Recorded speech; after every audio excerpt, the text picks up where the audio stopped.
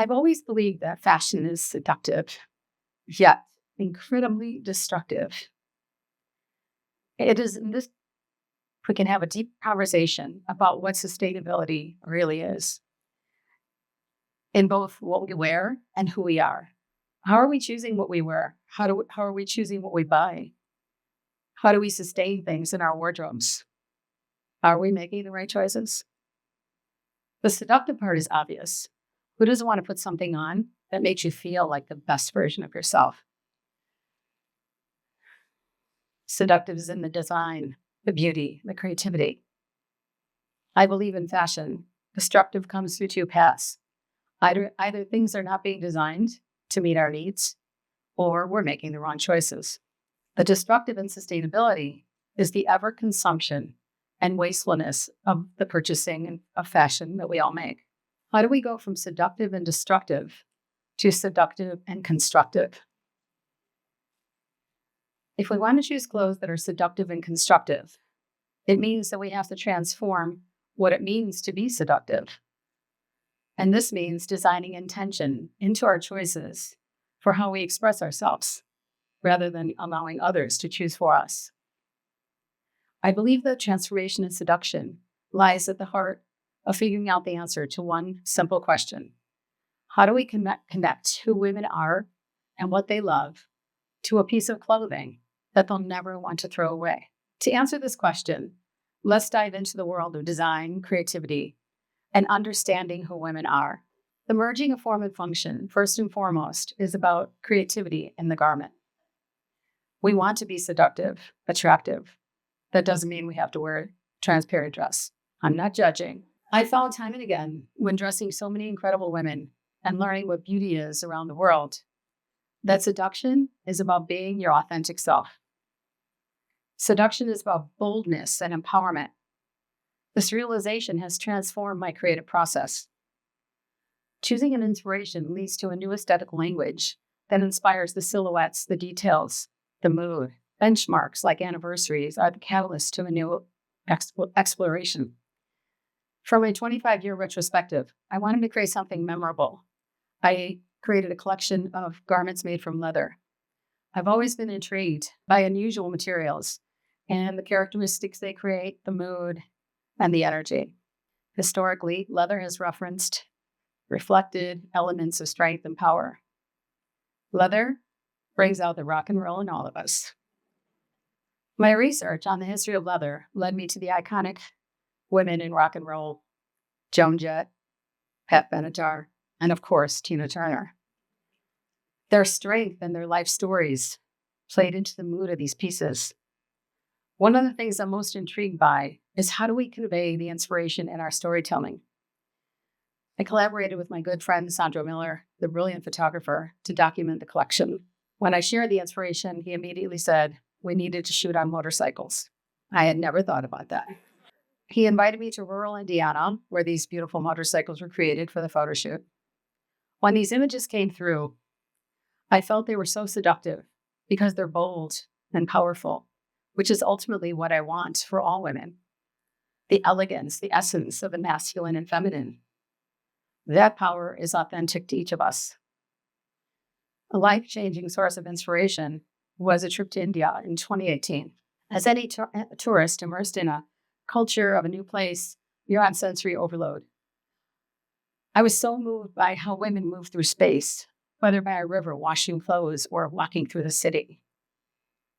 I remember turning onto this path leading to the Baha'i temple and being completely seduced by the beauty and the simplicity of the structure. What a stunning creation based on a lotus flower. The temple inspired many pieces in the collection, such as this dress, Padma.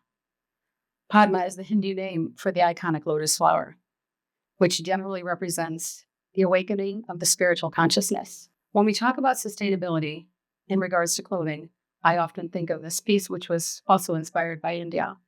We called her Durga. Durga is the Hindu goddess of strength, protection, motherhood, and destruction. She is still running in my collection. She has sustained time.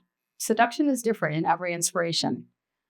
The Moto collection was about the play between the masculine and feminine, while India was about how a culture influences such simplicity, a quiet elegance that is actually quite complex. How does what you wear give you the boldness to be who you wish to be? Understanding that what seduction means for you is one part and only the beginning. You must take time to understand yourself before making choices, which brings me to what it means to transform from destructive to constructive. So ask, who are you? How do you want to show up in the world? The average U.S. consumer throws away 81.5 pounds of clothes every year. Why? And that's just the average. What are the gaps in our choices? What is causing us to make these mistakes?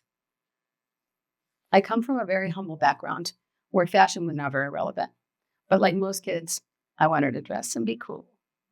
It was a catalyst to learning to sew and make my own clothes. But what I recognize from that history is how much of a victim I became to fashion. Dressing right, being accepted, chasing trends. What a waste of time. When you make choices that are not aligned with who you want to be, these are likely to be the pieces that will end up in landfills. If you don't take the time to understand yourself before making choices, choices will be made for you. And it is these choices that are made for you that are destructive. What does it look like to make choices with deliberate intention? Be comfortable being bold, even if the boldness is a quiet presence. It's bold to say, I'm making choices, like I only wear black. Intentional decision-making is recognizing the uniform you choose to wear. Steve Jobs had a uniform. Do you remember what that was? Black turtleneck, issey miyake, and black jeans, blue jeans, I'm sure. It clearly is easier for men. But we can make this a little simpler, ladies. Why not make this a tool rather than a headache? The more you fall in love with the things you purchase, they create value that will be sustained in your wardrobe for a very long time. Choosing clothes for ourselves will lead to more constructive experiences, such as self-expression, confidence, and boldness. A lot of people talk about clothes being just that, clothes. But for anyone going out into the world, interview, a board meeting, oh, and yes, those sad last dates, don't we think about what we're wearing in the context of where we're going? We want to feel empowered. We want to feel protected. We want people to understand a bit about us just from seeing us, even if it's a small part. This is meaningful, purposeful fashion.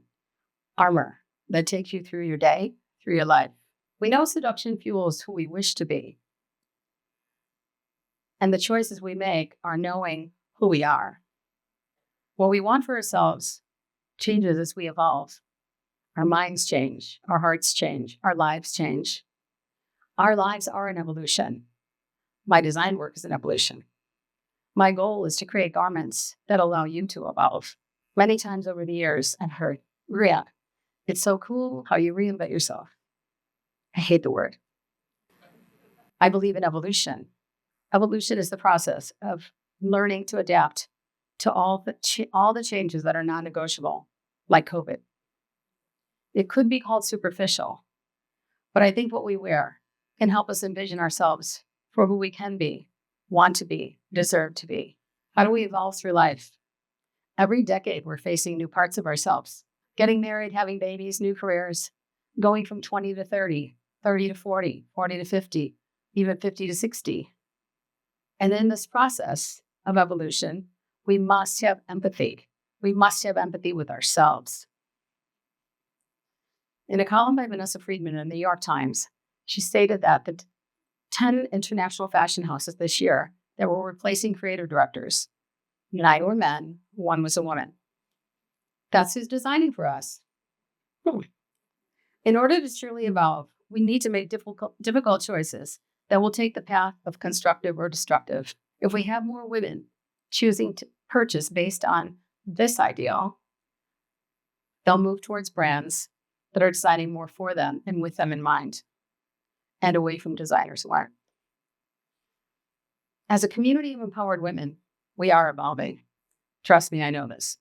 In the 90s, when I started my collection, if a woman went to an event and saw someone else wearing a piece of my collection, I would get a pretty harsh phone call.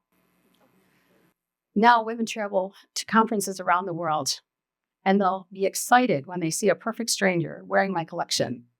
Inevitably, group photos are sent to me with great pride.